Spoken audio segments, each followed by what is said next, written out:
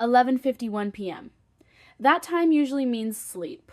Or, for someone like me, a quiet moment to double check a flight itinerary before the chaos of holiday travel. I was in my apartment in Anchorage, Alaska, my standard issue duffel bag open on the bed, half filled with civilian clothes I rarely wore. I was an Air Force intelligence officer, trained to anticipate threats, read patterns, and neutralize risk. Then a text from my mother popped up.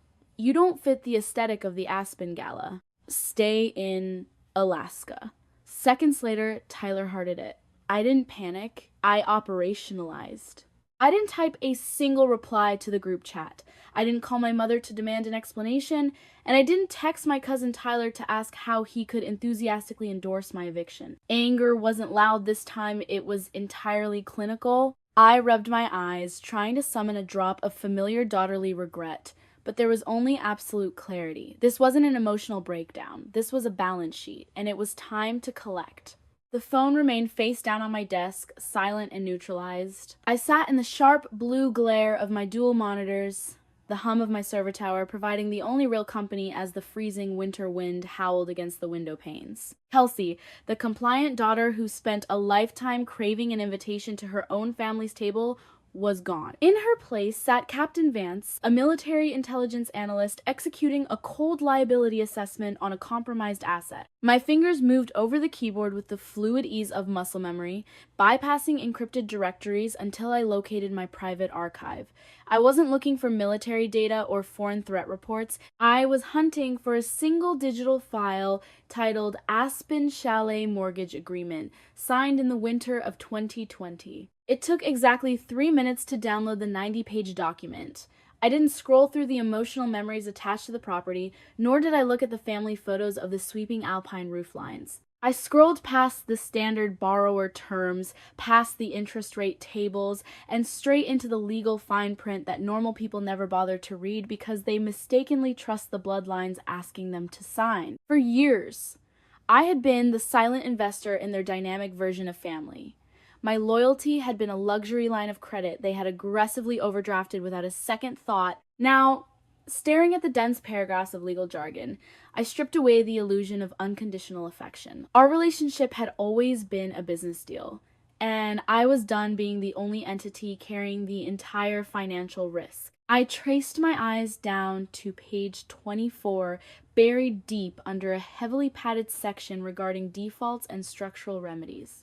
There it was. Article 14, Section C, Commercial Liability and Asset Protection. The text was black, factual, and completely lethal. It stated that in the event the primary collateral, the high-end Aspen property, was leveraged for commercial hospitality, corporate events, or short-term rental operations without the express written signature of the cosigner, said cosigner reserved the absolute right to assume immediate, unilateral executive control over the entire asset to mitigate personal exposure. I looked down at my hands, resting flat on my knees in the dim light of my Anchorage apartment, and realized the water had boiled away a long time ago. In intelligence work, we study how targets are turned, how a human being is slowly conditioned to accept their own destruction. It rarely happens overnight. It is a slow, methodical erosion of boundaries, a daily drip feed of criticism, masked with just enough affection to keep you hungry for scraps. They call it the boiling frog syndrome. If you drop a frog into boiling water, it will instantly jump out to save itself. But if you place it in tepid water and slowly raise the heat, the frog will sit there peacefully until it cooks to death. I had been the well-trained frog of the Vance family for 29 years. My father, Gregory, was a master of the slow boil. The memory comes back with absolute clarity, sharp and unyielding. 6 years ago, I was home on leave, completely exhausted from a demanding deployment rotation. Gregory had sat me down in his private study, the air thick with the smell of heavy cigar smoke, expensive scotch, and suffocating obligation. He looked older that night, his face lined with a calculated panic that I mistook for genuine vulnerability. He slid a heavy stack of papers across his polished mahogany desk and looked at me not with his usual cold disappointment, but with desperate need. Kelsey, "We have a once-in-a-lifetime opportunity to restructure the mortgage on the Aspen chalet," he had said, his voice lowering into a conspiratorial whisper. "Rates are at an absolute historic low. But because of a temporary business expansion, my personal debt-to-income ratio is slightly too high for the underwriters. I need a cosigner. It is just a minor formality to secure the asset for the family legacy." The family legacy. Those were the exact magic words used to unlock my compliance. The loan restructuring was for $1,800,000, a staggering, terrifying liability for a 23-year-old soldier whose pristine credit score was being ruthlessly exploited. But back then, I was still trapped in the invisible chains of a survivor. I thought I was buying my way into their respect. I thought that signing my name on that dotted line would finally secure my permanent place at their table. The bitter irony is that the business expansion he mentioned was just code for my cousin Tyler's latest bankrupt venture, a high-end lifestyle brand that never produced a single asset but swallowed $100,000 of my father's capital anyway. I invested my own blood, sweat, and pristine military credit score to carry their structural collapse, while they spent the rewards and left me with the absolute risk. I was never a part of their legacy. I was just their insurance policy, their uninvited cash cow. And the moment my raw reliability became inconvenient to the glossy aesthetic of their Aspen gala, they expected me to vanish quietly into the dark. But they forgot that a calculated target doesn't just absorb the blow, she maps the trajectory, traces the source, and neutralizes the threat entirely. The text message from my mother sat ignored in my inbox, but the entitlement didn't pause.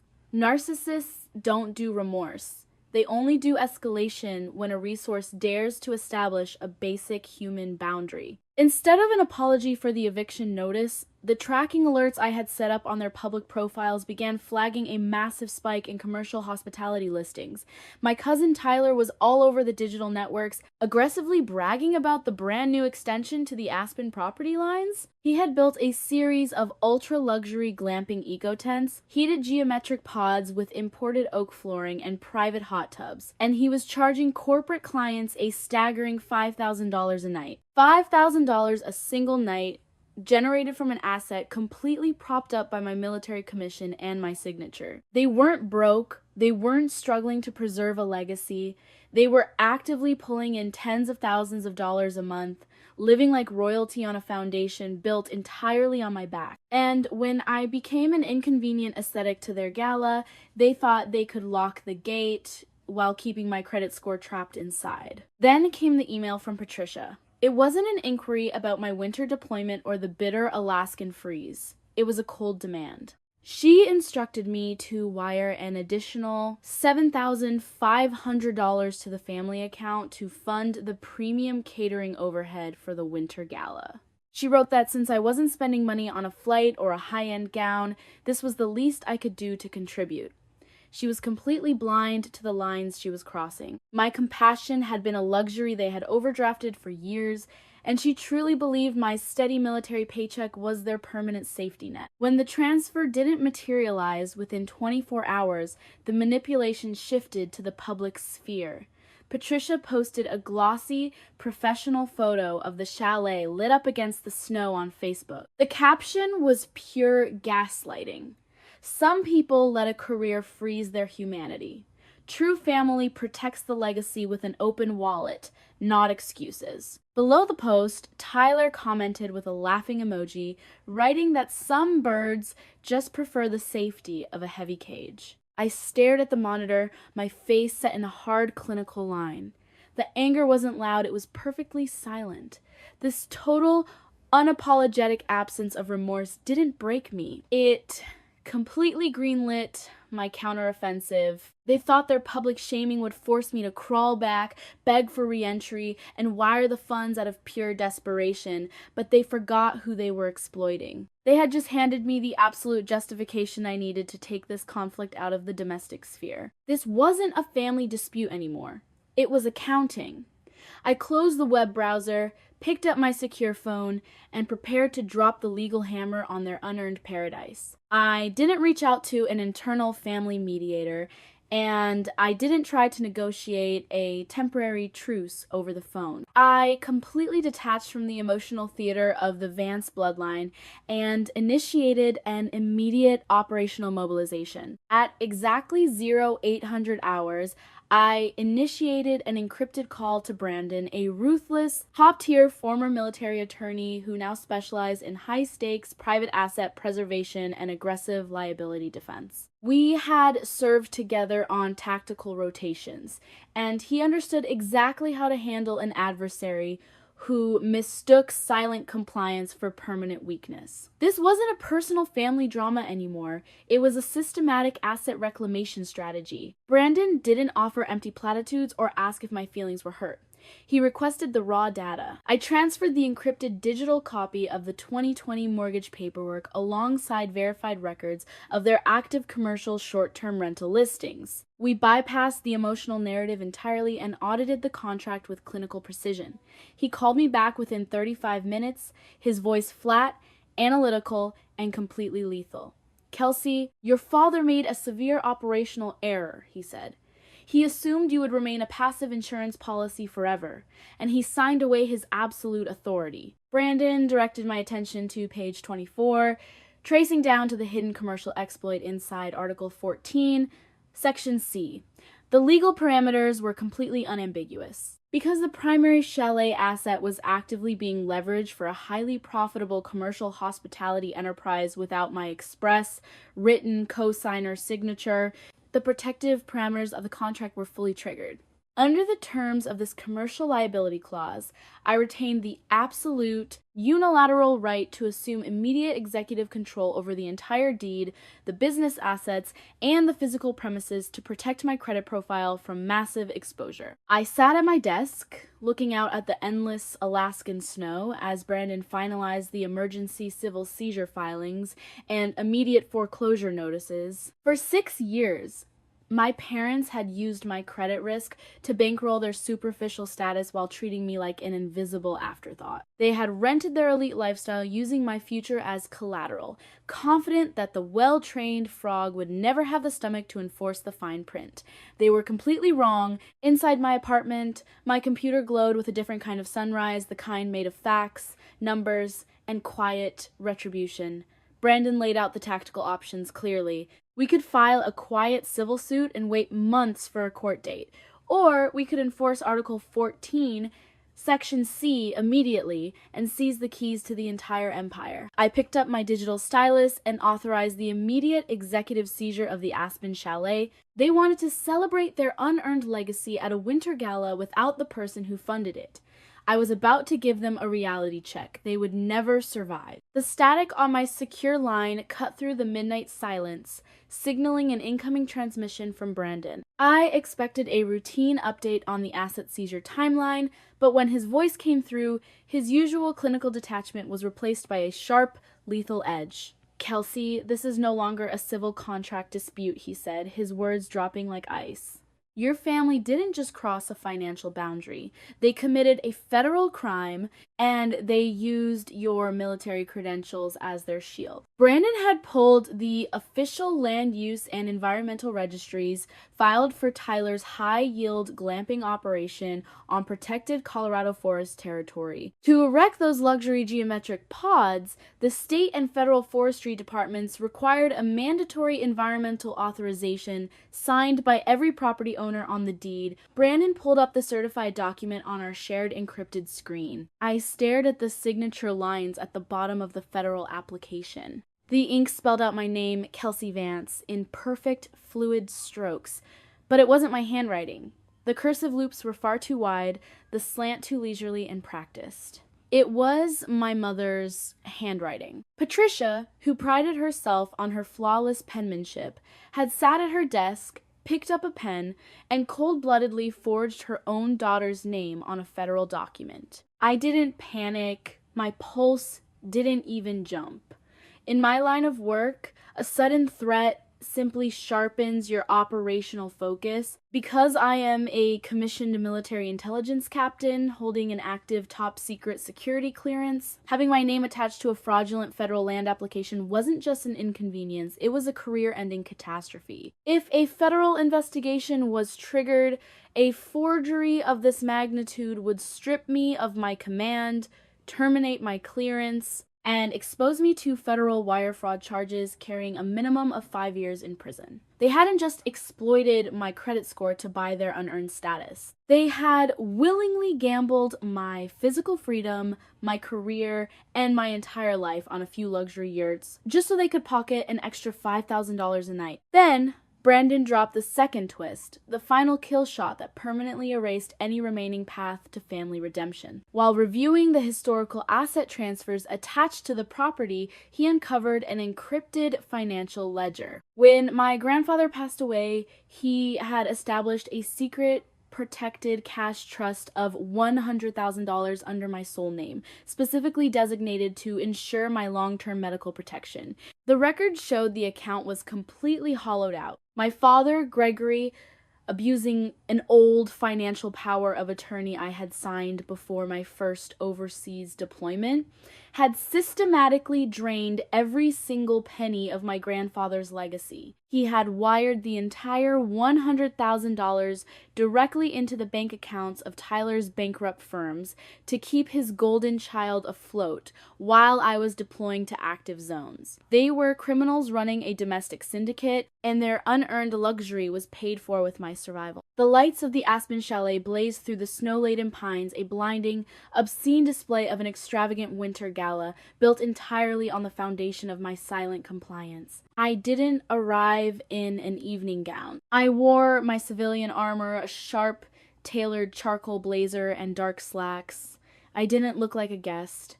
I looked like a creditor who had come to foreclose on a toxic debt. The elite security detail stationed at the Grand Oak doors took one look at the certified county deed in my hand, registered the absolute military authority in my stance, and silently stepped aside. I walked directly into the crowded ballroom. Smooth jazz was blaring, crystal glasses were clinking, and 100 wealthy investors were nodding along to my father's practiced lies. I didn't hesitate for a single second. I strode past the elaborate ice sculptures, entered the elevated DJ booth, and violently ripped the main audio output cable straight out of the mixing board. The music died with a sharp electronic pop. The sudden silence that slammed into the room was heavy, suffocating, and absoluta. Standing under the gold-trimmed holiday arches, I projected my military command voice across the terrified quiet. This property is currently under an emergency court-ordered shutdown for commercial fraud, identity theft, and land forgery, I announced, ensuring my words cut through the room like a razor. The local sheriff's department is already at the gates to enforce the perimeter. If you do not wish your names to be dragged into a federal fraud investigation, I strongly suggest you vacate my house immediately. Panic is highly contagious, and it spreads fastest among the wealthy when their own capital and freedom are threatened. Within 3 minutes, the ballroom was completely empty. Watching those high-end investors scramble for the exit, dropping their half-eaten hors d'oeuvres and letting their expensive furs drag in the snow, provided a profound lesson in the illusion of unearned status. This was the ultimate collapse of the empty wallet. My parents were never wealthy. They were just hollow performers who had built a magnificent stage on a foundation of debt that belonged to me. They didn't own a single inch of the room. The moment the invisible protector refuses to carry the risk and cuts the power supply, the borrowed prestige vanishes into absolute nothingness, leaving the naked parasites exposed underneath. Left standing alone in the hollow wreckage of their curated aesthetic, my family completely fractured. Patricia's flawless makeup was smeared with frantic, red-eyed tears as she lunged forward, her hands shaking violently. "Kelsey, please, you've ruined us," she wailed, her voice dropping into a desperate, hollow plea. "Think of your cousin Tyler's future. Think of our reputation in this town. You can't do this to your own parent." I looked down at her hand, reaching for my sleeve, the very hand that had textually evicted me from Christmas and cold-bloodedly forged my name on a federal land use registry. I gently but firmly stepped back, leaving her grasping at empty air. I pulled the certified copy of the executive asset seizure and immediate eviction warrant from my inner pocket and dropped it onto the stained tablecloth. "You traded your daughter for an aesthetic," I said, my voice quiet but final. "Now you have neither. You have exactly 60 minutes to pack your clothes and vacate my property. If you are still here when the timer hits 0, the sheriff's deputies waiting at the bottom of the mountain will escort you out in handcuffs. Goodbye, Mom." The structural collapse of the Vance dynasty was swift and absolute. Gregory and Patricia were officially evicted from the premises, ultimately facing federal criminal probation for their extensive history of wire fraud and forgery. Stripped of the unearned leverage they had exploited for decades, they were relegated to a modest trailer outpost down the mountain, living out their days in complete social isolation. Tyler's fraudulent luxury ventures dissolved overnight under the weight of his real liabilities, forcing him into a quiet life of menial labor. I refused to sell the beautiful Aspen chalet or watch it turn into another hollow financial transaction. Instead, I initiated a complete functional rebirth of the asset, partnering with the Veterans Affairs Network to transform the entire estate into a free, open-door healing sanctuary for combat veterans, recovering from trauma, and for the invisible siblings who had been cold-bloodedly cast out by their own bloodlines. As I stand on the snow-covered alpine porch today, looking out at the crisp mountain dawn and holding the physical keys to this new beginning, I've come to realize that real justice is never about the bitter, loud destruction of your enemies. It is about who you choose to become after the smoke clears.